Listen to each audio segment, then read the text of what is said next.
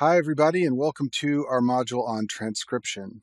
Transcription is the process of synthesizing RNA using DNA as a template. And by way of review, what differentiates RNA from DNA is that RNA contains ribonucleotides, not deoxyribonucleotides, and also RNA contains uridine instead of the nucleotide thymidine. If you look at the bottom of the screen, this is the structure of thymidine on the left and uridine on the right. Note that uridine has an OH group here hanging off the sugar molecule. That makes it a ribonucleotide. Thymidine does not have an OH group here. That makes it a deoxyribonucleotide. To understand the process of transcription, let's take a look at this cartoon I've made of a double strand of DNA. At the top, we have a strand of DNA going from 3' to 5', and anti-parallel to that, we have a complementary strand of DNA that runs from 5' on the left to 3' on the right. I've denoted all the different nucleotides and bases by colors, and they are complementary to each other so that adenosine is always paired with thymidine and cytidine is always paired with guanosine. The big picture of what's going to happen in transcription is that the two DNA strands will separate, and one of the strands will be used as a template. That's called the template strand, and it will be used as a template to synthesize RNA in the 5' to 3' direction. And in the video on DNA replication, I explain why nucleotides are always added to growing strands of DNA or RNA in the 5' to 3' direction. This process will yield an RNA molecule that is complementary to the template strand in terms of its bases, so that anywhere that the template strand has thymidine, the RNA molecule will have adenosine, and anywhere the template strand has cytidine, the RNA molecule will have guanosine. The only difference is that the nucleotides in the RNA molecule are ribonucleotides, not deoxyribonucleotides, and also the RNA strand has uridine, where the DNA strand may have thymidine. So if you wanted to know what this RNA strand was going to look like, you could look at the template strand and in your mind convert all the bases to the complementary base, and then you would have a picture in your mind of what the RNA will look like that comes from this template strand. However, there's no need to do that because if you simply look at the other DNA strand at the bottom of the screen, it shows you what the RNA strand will look like that is synthesized from the template strand. This DNA strand on the bottom is complementary to the template strand. Therefore, it is showing you what the RNA from the template strand will ultimately look like. And for that reason, this strand on the bottom is called the coding strand, and this is the strand that you'll often see shown in books and in research papers. It's much easier than showing the template strand, which you have to convert in your mind into mRNA by flipping all the bases. The coding strand instead is often shown, and that tells you what the mRNA will look like that ultimately comes from the template strand. Make sure you understand that difference, and make sure you understand what you're looking at when you see a coding strand illustrated in one of your textbooks. So for example, you might read in one of your textbooks that a piece of DNA has the sequence GTCA, and that via transcription, that makes a piece of RNA that has the sequence GUCA. And this might be confusing to you because you don't understand why the bases aren't complementary. And the reason is because this piece of DNA is the coding strand, not the template strand. So when you look at the coding strand, whatever you see for nucleotides is the same thing you will get in terms of bases in the RNA. The difference is that you won't have thymidine in the RNA, and the RNA will be made up of ribonucleotides, not deoxyribonucleotides. So now that we understand that, let's talk about some of the many different kinds of RNA that you can find inside of cells. Messenger RNA is the RNA that codes for amino acids and proteins. These are the longest chains of RNA, and the nucleotides in a strand of messenger RNA specify amino acids that can be used to make proteins via the process of translation. Ribosomal RNA is also very important for translation. Ribosomal RNA forms ribosomes, and ribosomes are the site within cells where proteins are synthesized. Transfer RNA is used to transfer amino acids to proteins. It is also very important for the process of translation. MicroRNA are a special form of RNA that we'll talk about in more detail at the end of this video. They can regulate gene expression. MicroRNA target messenger RNA molecules. They bind via base pairing, and they block the translation into proteins. So just because DNA gets transcribed into mRNA doesn't necessarily mean that mRNA will go on to form proteins. There are other RNAs around which can block the conversion of mRNA into protein, and therefore they regulate the expression of a gene into protein. MicroRNAs are one such type of RNA. Small interfering RNAs are another type of RNA that regulate gene expression. They can cause degradation of messenger RNA so it never goes on to form proteins. And then finally, small nuclear RNAs are a type of RNA that is important for splicing. We'll talk more about this later. RNA polymerase is the enzyme that synthesizes RNA using DNA as a template. It shares some similarities with DNA polymerase, which also synthesizes chains of nucleic acids using DNA as a template. But one very important difference is that RNA polymerase does not require a primer like DNA polymerase. In the video on DNA replication, I talk about how DNA polymerase works, but it requires a short sequence of nucleic acids in order to get started. That's called a primer. RNA polymerase does not require a primer. RNA polymerase works by binding to regions of DNA called promoter regions. It requires proteins called transcription factors to work, and it binds to DNA and opens the double helix and begins the process of transcription so that RNA will be made from DNA. In prokaryotes like bacteria, there is one RNA polymerase enzyme. It is a multi-subunit complex, and it makes all the different types of RNA, like messenger RNA, tRNA, and ribosomal RNA. In eukaryotes, there are multiple different RNA polymerase enzymes that function in cells. RNA polymerase 1 makes most of the ribosomal RNA. Ribosomal RNA comes in a number of different sizes, and RNA polymerase 1 makes the 5.8S size, the 18S size, and the 28S size. RNA polymerase 2 is the RNA polymerase we're going to talk a lot about in this video. It's used to synthesize messenger RNA. And then RNA polymerase 3 makes some forms of ribosomal RNA. It makes the 5S size, and it makes some of the other forms of RNA found in cells. There are some naturally occurring substances and also some drugs that function by inhibiting RNA polymerase. One of them is alpha-amanitin. This is a protein produced by the mushroom Amanita phalloides, which is also called the death cap mushroom. This protein is a powerful inhibitor of RNA polymerase 2, and if you consume this mushroom, the protein will be taken up by your liver cells, and this will lead to liver failure. And unfortunately, I've seen one person in my career who accidentally ate one of these mushrooms. She ended up in the intensive care unit with acute liver failure and required a liver transplant. It is very dangerous to eat these mushrooms, hence the name death cap mushrooms. Rifampin is a drug that inhibits the bacterial version of RNA polymerase. It can be used in the treatment of tuberculosis infections. And actinomycin D is a chemotherapy agent. It inhibits RNA polymerase and therefore blunts the replication of cancer cells. Back to our discussion of transcription, I mentioned before that transcription factors are proteins that are required by RNA polymerase in order to initiate transcription.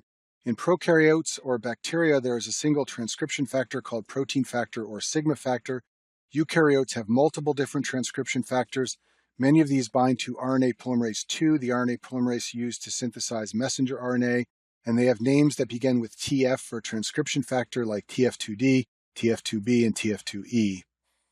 Promoters are DNA regions that are not transcribed, but they can bind to RNA polymerase as well as transcription factors, and therefore they promote the process of transcription. And once RNA polymerase has bound to a promoter region, it can open the double helix and begin the process of synthesizing RNA. And promoters are generally located just before a gene that's going to be transcribed, as I've shown at the bottom of the screen. If this is the transcription start point, the promoter will be just before that. Following the start point will be the gene that needs to be expressed.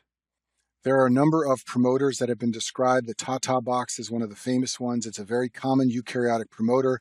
It gets its name because the nucleotides are TATAAA, and it can bind to transcription factors, especially TF2D. The cat box is another promoter region that's been described. It gets its name because the sequence of nucleotides is CCAAT, and then there's also a GC box, which has been described because it has G and C nucleotides. Besides the promoter region of DNA and the gene to be expressed, there are other portions of DNA that are important in determining the rate of transcription of a particular gene. One of these regions of DNA is a region called an enhancer. Enhancers are DNA sequences that increase the rate of transcription. They can be found either upstream or downstream from the gene that they regulate, and they bind to special transcription factors called activators, and once they have bound to the activator, they stabilize transcription factors and RNA polymerase, and this leads to more transcription of a gene. Now, one thing that's interesting about enhancers, and one thing you should know for step 1 of your boards, is that because of DNA coiling, the enhancer region of DNA may be geometrically very close to the gene that is being transcribed, but may be many, many nucleotides away. For example, if this is our gene to be transcribed, we may have an enhancer region that is way upstream, but because of DNA coiling, it's twisted around and it ends up being geometrically very close, and therefore it can function as an enhancer for a gene that's very far away in terms of the number of nucleotides. And silencers are just the opposite of enhancers. They are DNA sequences that decrease the rate of transcription. They can also be upstream or downstream from the gene they regulate. They can also be very far away in terms of nucleotides, but geometrically close. These silencers bind to transcription factors called repressors, and when they do so, they can prevent RNA polymerase binding and therefore prevent transcription. Untranslated regions, as the name implies, are portions of an mRNA molecule found at the 5' and 3' ends that are not translated into a protein. At the 5' end, there's an untranslated region that is upstream from the coding sequence, as I've shown at the bottom of the screen. That's this untranslated region here on the left. And this untranslated region is important because it's recognized by ribosomes to initiate the process of translation. There's also an untranslated region at the 3' end. This is always found following a stop codon, and this untranslated region is important for post-transcriptional gene expression. So just because this molecule of mRNA has been transcribed from DNA, it doesn't necessarily mean it's going to go on to make a protein. This untranslated region here has a lot of influence over that because it can bind to other factors that can determine whether this mRNA becomes translated into a protein or not. So in bacteria or prokaryotes, the process of protein synthesis is relatively simple and straightforward. One of the reasons for this is because there is no nucleus, so DNA is free-floating in the cytoplasm. It is transcribed into mRNA, and then the mRNA is translated into proteins. In eukaryotic cells, the process of protein synthesis is more complicated. First of all, DNA is found inside the nucleus, and in addition, it contains alternating regions called introns and exons. The exons will go on to be translated into proteins, but the introns will be cut out. The way this works is that the DNA is transcribed into RNA containing the introns and the exons. Then the introns are cut out inside the nucleus, and then the RNA exits the nucleus, and out in the cytoplasm is where the ribosomes can be found, and they are used to translate the RNA into protein. So I've summarized these points at the top right. Introns stay in the nucleus, exons exit the nucleus, and go on to be translated into protein. And cutting out the introns is only one of several modifications that occur to mRNA in eukaryotes. The initial transcript of mRNA from DNA in eukaryotes is called hnRNA, which stands for heterogeneous nuclear RNA. It's also sometimes called pre-mRNA. This version of mRNA becomes modified extensively to become the mRNA that exits the nucleus, goes into the cytoplasm, and is ultimately translated into protein. And there are 3 key modifications that occur to RNA before it leaves the nucleus, and you need to know about all of these for step 1. The first one is called 5' capping. The second one I briefly mentioned on the last slide, that is splicing out of introns. And the third one is called 3' polyadenylation. And we'll talk about all of these in the next few slides. 5' capping is the addition of a special nucleotide called 7-methylguanosine to the 5' end of RNA. This is added to RNA soon after transcription begins, and it distinguishes mRNA from other forms of RNA. Basically, this 5' cap is placed on RNA to tell the other organelles in the cell that this is a piece of mRNA. If you look at this cartoon I've shown on the screen here, we have a molecule of mRNA going in this direction toward the 5' end. Remember, the 5' end always has the phosphate groups like shown here. At this 5' end, a molecule of 7-methylguanosine has been added. This is a ribonucleotide just like the guanosine you would find in RNA, except that it has a methyl group hanging off the 7 position. Hence, it is called 7-methylguanosine, and this caps the 5' end of RNA to tell other structures in the cell that this is a piece of mRNA. RNA splicing is the second important modification that happens to mRNA in eukaryotic cells. RNA splicing occurs during transcription. This is the process by which introns are removed from mRNA. It occurs in the nucleus of eukaryotic cells. And introns can be identified because they always have 2 specific nucleotides at either end in an mRNA molecule. If you look at this diagram at the bottom of the screen, this is the intron in dark blue in the middle. At the 5' end, there's always a GU to denote the beginning of the intron, and at the 3' end, there's always an AG. There's a complex process by which RNA splicing occurs, and they like you to know something about this for the Step 1 exam. So the primary transcript, the initial piece of mRNA, combines with structures called snRNPs in order to undergo RNA splicing. snRNPs are small nuclear ribonucleoproteins. They are short RNA polymers complexed with proteins, so they're a mixture of RNA and proteins.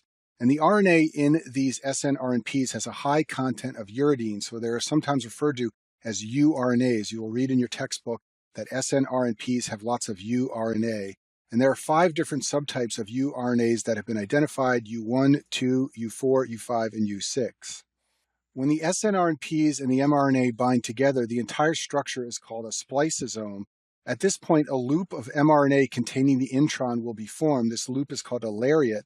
The lariat will then be released, and that takes the intron away with it, and then the exons are joined. And here's a cartoon from the web just to help you better remember how this entire process of RNA splicing works. So this is our intron here between 2 exons. It's marked by a GU at one end and an AG at another end.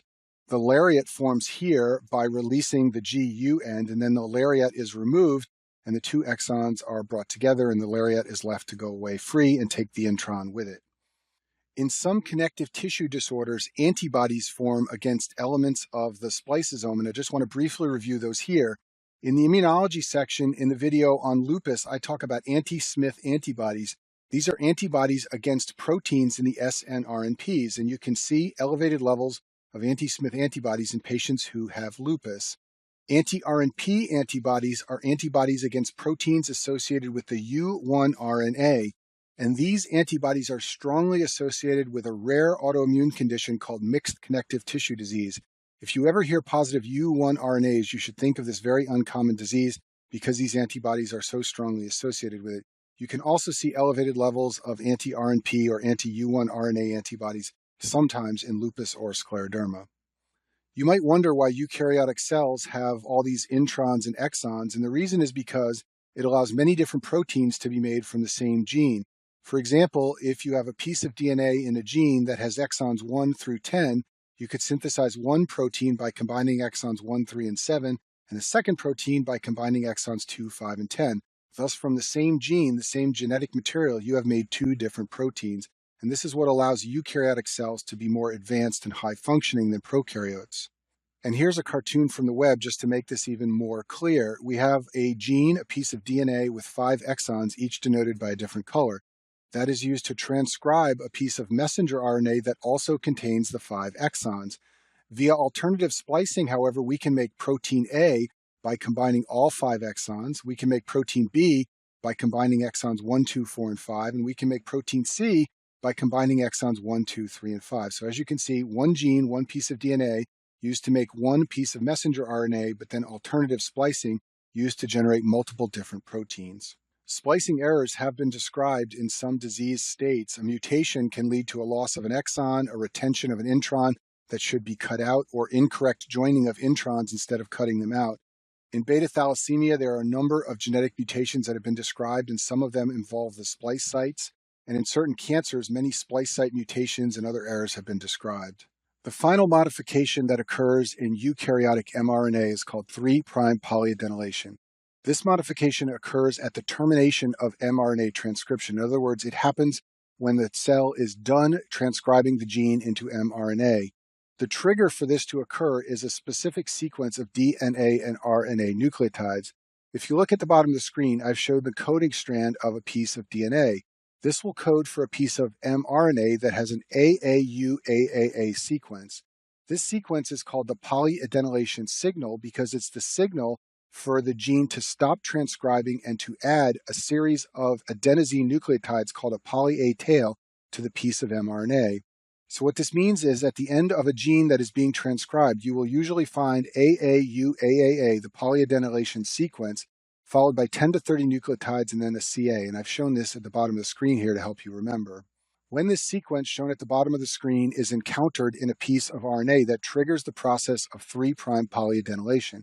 This process requires several RNA binding proteins.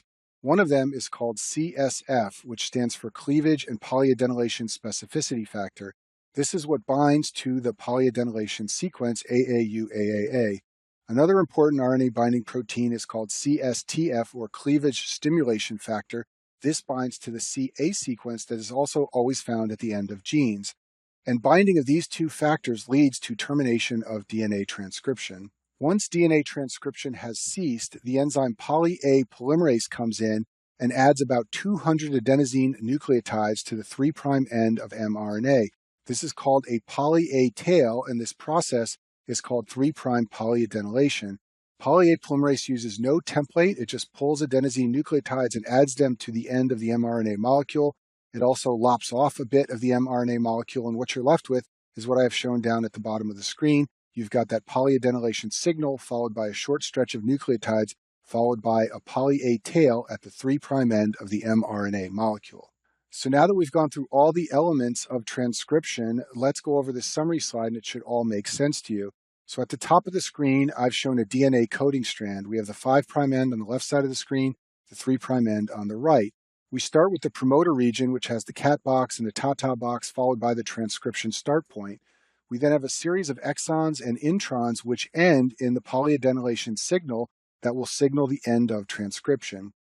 This coding strand is transcribed into a piece of mRNA that goes through all the modifications we just discussed.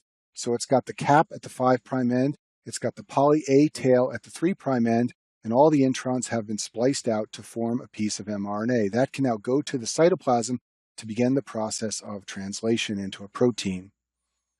Now, just because a gene has been transcribed into messenger RNA, that does not necessarily mean that piece of messenger RNA will be translated into a protein. There are a number of elements within cells that can influence whether or not a piece of messenger RNA is translated into a protein. One of those elements is microRNA, which I mentioned at the beginning of this video. MicroRNA molecules are important regulatory molecules for messenger RNA. MicroRNA can regulate messenger RNA expression into proteins. The way microRNA does this is by binding to mRNA via base pairing. If there is extensive binding between a piece of microRNA and a piece of messenger RNA, this can remove the poly-A tail. When this is done, this exposes the messenger RNA to degradation by endonucleases in cells. So what this means is that microRNA is a way of modifying gene expression at the mRNA level. The DNA has been transcribed into mRNA, but because of microRNA, the mRNA does not go on to translate into a protein. Other elements within cells that can influence whether a piece of mRNA is translated into a protein are the processing bodies or P-bodies. Some messenger RNA is moved to P-bodies in cytoplasm. These are organelles within cells. This has been described as occurring in pieces of messenger RNA that bind microRNA but to a less extensive degree. The mRNA then is sequestered in the P-bodies from ribosomes so it can't be translated. Often the messenger RNA is degraded, although there is also some evidence that the messenger RNA may be sequestered and then later released to be translated into proteins. But the point here is that the P-bodies are another mechanism by which a gene that has been transcribed into mRNA can be affected so that it does not necessarily go on to be translated into a protein. And that concludes our module on transcription.